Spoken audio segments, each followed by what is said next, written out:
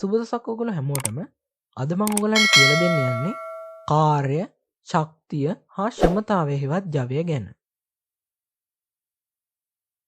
කාර්යයක් කියලා කියන්නේ යම් වස්තුවක් මත F කියලා බලයක් යෙදුවොත් ඒ වස්තුවේ ගුරුත්ව කේන්ද්‍රය S කියලා දුරක් චලනය වුණොත් බලය මගින් ඉටුවෙච්ච කාර්ය W කියලා හිතුවොත් අපිට කියන්න පුළුවන් W සමානයි Fs කියලා. ආනත බලයක් පවතින අවස්ථාවකදී විස්ථාපනයේ දිශාවට බලයේ සංරචකය තෝරගන්න ඕනි. උදාහරණයක් විදිහට මම මේක රූපකින් ඔයගලන්ට පෙන්නන්න. F කියලා බලයක් තිරසට තීටා කෝණයකින් ආනතව වස්තුවක් මත ලබා දෙනවා.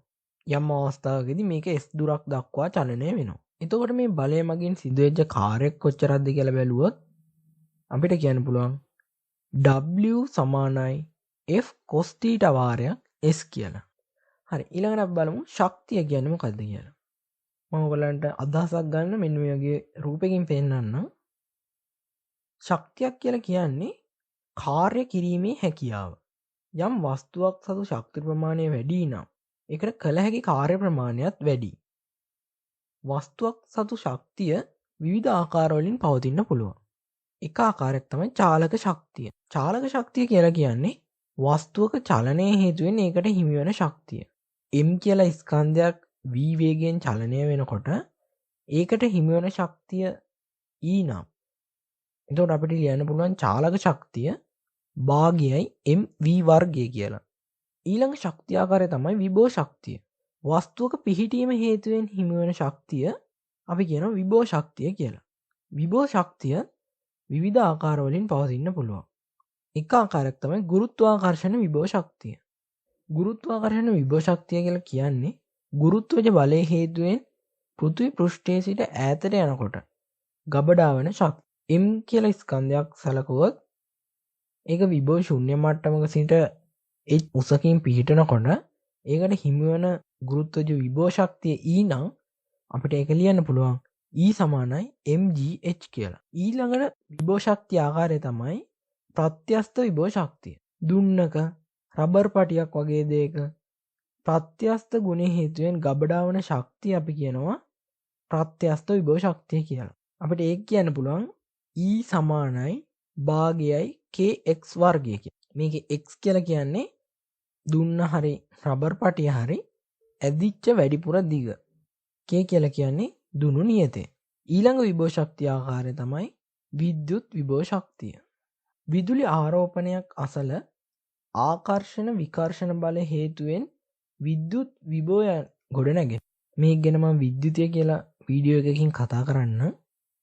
හරි, මං ඊළඟට ඔයගලන්ට කියලා දෙන්න යන්නේ ශක්ති සංස්ථිතික මූලධර්මය. පද්ධතියක් බාහිර බල සමග ශක්ති හුවමාරුවක් කරන්නේ නැත්නම් පද්ධතියේ මුළු ශක්තිය සංස්ථිතිකව පවතින්න ඕනේ. මේකෙන් අදහස් වෙන්නේ ශක්තිය මැවීමක් හෝ නැසීමක් කරන්න බෑ කියලා. හැබැයි ශක්තිය විවිධ ස්වරූපවලට පරිවර්තනය කරන්න පුළුවන්. හරි, අපි ඊළඟට බලමු අයින්ස්ටයින්ගේ ස්කන්ධ ශක්ති සම්බන්ධතාවය. M කියලා ස්කන්ධයක් ක්ෂය වීමේදී නිදහස් වන න්‍යෂ්ටික ශක්ති ප්‍රමාණය E කියලා කියනවා නම් අපිට ඒක කියන්න පුළුවන් E සමානයි mc වර්ගය කියලා. මේකෙදි C කියලා කියන්නේ ආලෝකයේ ප්‍රවේගය. යම් අවස්ථිතික රාමුවකට සාපේක්ෂව වස්තුව නිසලව තියෙනකොට ඒකේ ස්කන්ධය නිසලතා ස්කන්ධය කියලා හඳුන්වනවා. අවස්ථිතික රාමුවට සාපේක්ෂව v වේගයෙන් චලනය වෙන වස්තුවේ ස්කන්ධය m කියලා හිතුවොත් එහෙම නිසලතා ස්කන්ධය m නෝට් කියලා හිතුවොත් එහෙම අපිට කියන්න පුළුවන් m නෝට් c වර්ගය සමානයි mc වර්ගය ධන භාගයයි mv වර්ගය කියලා. සාමාන්‍යයෙන් න්‍යෂ්ටික නොවන ප්‍රතික්‍රියාවකදී පිටවන ශක්තිය හින්දා ස්කන්ධයේ සැලකිය යුතු වෙනසක් වෙන්නේ නැහැ. හැබැයි න්‍යෂ්ටික ප්‍රතික්‍රියාවලදී පිටවන ශක්තිය ඉතා විශාල හින්දා ප්‍රතික්‍රියාවල ස්කන්ධයට වඩා ප්‍රතිඵලවල ස්කන්ධය අඩුයි. අන්නේ අඩුවන ස්කන්ධය තමයි මේ ශක්තිය බවට පරිවර්තනය වෙන්නේ. හරි, මම ඔයාලට ඊළඟට කියලා දෙන්නම් ක්ෂමතාවයවත් ජවය කියන්නේ මොකක්ද කියලා. කාර්ය ඉටු කිරීමේ ශීඝ්‍රතාවය අපි කියනවා ක්ෂමතාවය කියලා. ක්ෂමතාවය කියන්නේ ඉටු කළ කාර්ය ප්‍රමාණය බෙදීම ගත වූ කාලය කියලා කියන්නත් පුළුවන්. ඒ කියන්නේ තප්පර එකකදී කොච්චර කාර්ය ප්‍රමාණයක් සිදු කරාද කියන එක. යම් වස්තුවක් මත F කියලා බලයක් යෙදීමෙන් ඒක V කියලා ප්‍රවේගයෙන් චලනය වෙනකොට තප්පරයකදී චලනය වන දුර වෙන්නේ V. එතකොට අපිට ලියන්න පුළුවන් ක්ෂමතාවය සමානයි බලය ගුණ කිරීම දුර බෙදීම කාලය කියන. ප්‍රවේගය කියන්නේ දුර බෙදීම කාලයනේ. එතකොට අපිට ලියන්න පුළුවන් P සමානයි F ගුණ කිරීම V කියලා. කුඩා පීඩන වෙනසකදී. ඒ කියන්නේ අපි පීඩන වෙනස ඩෙල්ටා P කියලා ගත්තොත් එහෙම. T කාලයකදී මේකේ පරිමාව ඩෙල්ටා V කියලා ප්‍රමාණයකින් වෙනස් වෙනවා නම් අපිට කියන්න පුළුවන් ක්ෂමතාවය සමානයි ඩෙල්ටා P ගුණ කිරීම ඩෙල්ටා V බෙදීම T කියලා. ඊළඟට කාර්යක්ෂමතාවය කියන එක මම ඔයාලට පැහැදිලි කරලා දෙන්නම්. ප්‍රතිදාන හා ප්‍රධාන ක්ෂමතාවන් අතර අනුපාතය අපි කියනවා කාර්යක්ෂමතාවය කියලා. කාර්යක්ෂමතාවය වැඩි උපකරණයන්ගේ නාස්තිය අඩුයි. එතකොට අපිට කාර්යක්ෂමතාවය ලියන්න පුළුවන් සමීකරණයකින් කාර්යක්ෂමතාව සමානයි ප්‍රතිදාන ක්ෂමතාව බෙදන්න ඕනි ප්‍රධාන ක්ෂමතාවයෙන්. ඒක ගුණ කරන්න ඕනි 100ට 100න්. මේකේ ඒකක නැහැ. එතකොට මේ කාර්යක්ෂමතාව ඊට කියලා කිව්වොත් එහෙම අපිට ලියන්න පුළුවන් ඊට සමානයි P out බෙදීම P in වැඩි කිරීම 100ට 100 කියලා. ශක්තිය මනින්න විවිධ ඒකක භාවිතා කරනවා. ක්ෂමතාවය කියන්නේ ශක්තිය බෙදීම ගත වූ කාලය හින්දා ශක්තිය කියන්නේ ක්ෂමතාව වැඩි කිරීම කාලය කියලා කියන්න පුළුවන්.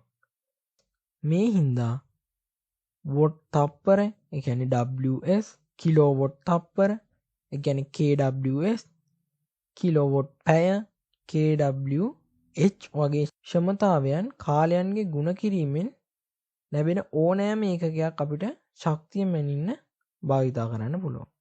උදාහරණයක් විදිහට 1 වොට් සමානයි 1 ජූල් බෙදීම තප්පර වලින්. 1 වොට් තප්පර කියලා කියන්නේ 1 ජූල්. 1 කිලෝවොට් තප්පර කියලා කියන්නේ 1000 ජූල්. 1 කිලෝවොට් පැය කියලා කියන්නේ 1000 ගුණ කිරීම 3600යි ජූල් කියලා ඒකක වලින් එනවා. එතකොට 1 කිලෝවොට් පැය කියලා කියන්නේ 3.6 ගුණ කිරීම 10/6යි ජූල්. ශක්තිය මැනීම සඳහා කැලරි නම් මේකයක්ද භාවිතා කරන්න පුළුවන්. එතකොට කැලරි එකක් කියලා කියන්නේ ජූල් 4.2ක්. ඊළඟට අපි උදාහරණ ගානක් හදලා බලමු. කිලෝග්‍රෑම් 5ක ස්කන්ධයක් සුමට තිරස්තලයක් මත තිබියදී ඒකට වොට් නිව්ටන් 50ක බලයක් තිරස්ව ලබා දෙනවා. එතකොට බලයේ දිශාවට මීටර් 20ක විස්ථාපනයක් ලැබෙනවා නම් ස්කන්ධයට හිමි වෙන ප්‍රවේගය මොකක්ද කියලා අහනවා. මම ඔයගලන්ට පැහැදිලි වෙන්න ඉස්සෙල්ලා මෙන්න මේ වගේ රූපෙන් ඇඳලා පෙන්නන්නම්. මේක P කියලා කියන්නේ නිව්ටන් 50යි. ස්ථාපනය S කියලා හිතුවොත් ඒක තමයි මීටර් 20 වෙන්නේ. එතකොට අපිට ලියන්න පුළුවන් Fs සමානයි භාගයයි mv වර්ගය කියලා. එතකොට F වෙන්නේ 50. ගුණ කරන්න ඕනේ S කියලා කියන්නේ 20.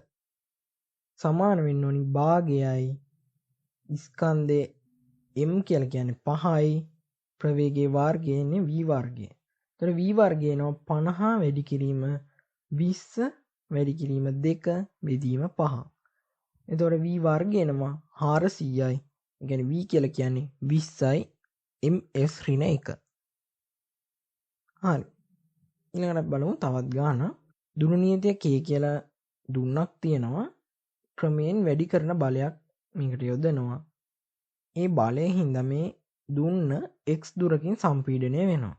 ඒ සඳහා කළ යුතු කාර්ය ප්‍රමාණය මොකක්ද කියලා අහනවා. ඉහත ගැටලුවේ දුන්න අතහැරි විට ස්කන්ධයට හිමි වෙන උපරිම ප්‍රවේගය මොකක්ද කියලා.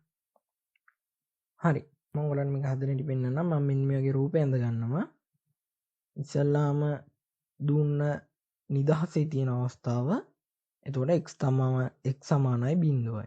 ඊළඟට මේ වස්තුව තියලා ඒ කියන්නේ m ස්කන්ධය මගින් දුන්න x දුරක් සම්පීඩනය වෙනවා. ඊළඟ රූපෙන් පෙන්වන්නේ මේ සම්පීඩනය වෙච්ච ස්කන්ධය නිදහස් වෙනවා.